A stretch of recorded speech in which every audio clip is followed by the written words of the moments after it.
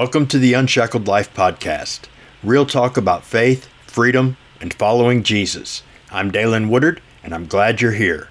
Whether you've been walking with Jesus for years or you're just trying to figure out what's real in a noisy world, this space is for honest conversation, raw reflection, and truth that sets us free. Let's get into today's episode.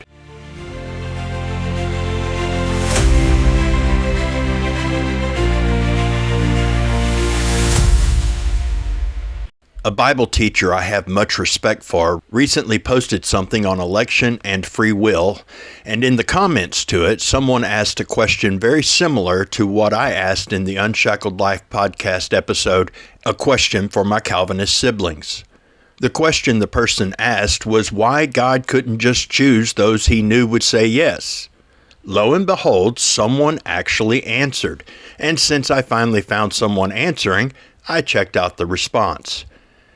Because, said the theologian, that is synergism, and man gets credit for the work of salvation. And I immediately went, huh? You see, I most certainly do not consider myself a synergist.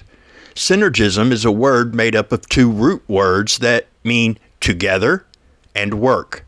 The idea of synergism is that we work with God, or God works with us to bring about salvation. God does his part, and we do our part, and together we work to bring about salvation. The person insisted that if we have any part in salvation, even the requirement of saying yes to the call to come, we have added our works to God's and have something to be prideful about, because it's all grace and no work that no one may boast. I guess I'm just too stupid to get it. Bear with me as I use an illustration to think this idea through as I understand it. A man is flying across the ocean in a small plane, and a storm knocks him off course before causing him to crash on an uninhabited island. He has no resources, no way to contact anyone for help or build anything to get himself off of the island. He can't even meet his needs on the island and is slowly starving to death. But another man with understanding and resources begins looking for the missing man, and using charts and understanding of weather and flying is able to determine that the man is on the island. He gets a boat and some supplies and sets out. When he arrives at the uninhabited island, he finds the lost pilot and rescues him. The conversation goes something like, "I'm here to save you.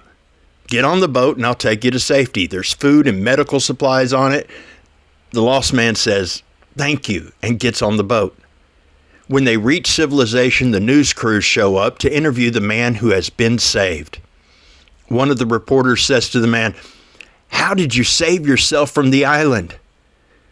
The proper response would be, "What are you talking about? I didn't save myself. This dude I didn't even know showed up and said he was there to save me. He told me to get on the boat and he'd save me.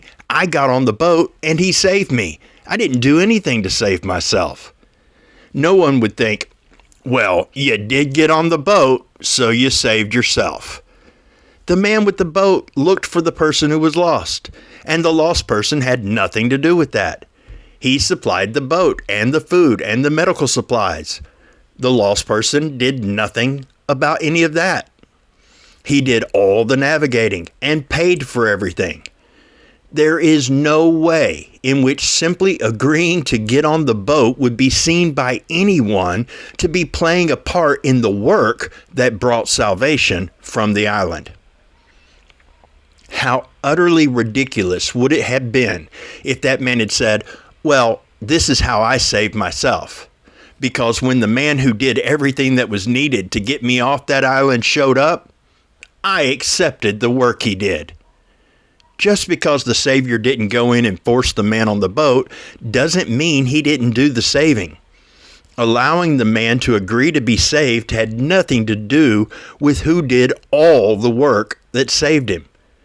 Synergism is faith plus works, which is clearly a false gospel, because God did all the work. It is indeed a monergistic work of grace by which we are saved. But I don't see how it's a work to accept the work that Christ did on our behalf. In fact, Paul described it as the opposite.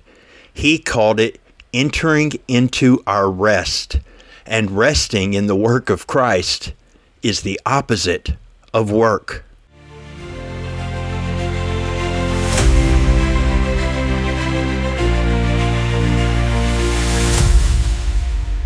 Thanks for joining me for this episode of the Unshackled Life podcast. If it encouraged, blessed, or challenged you, consider following the podcast and sharing it with someone you feel it might bless or help. Be blessed, and remember, when you fix your thoughts on God and build your thinking on the foundation of His truth, God fixes your thoughts.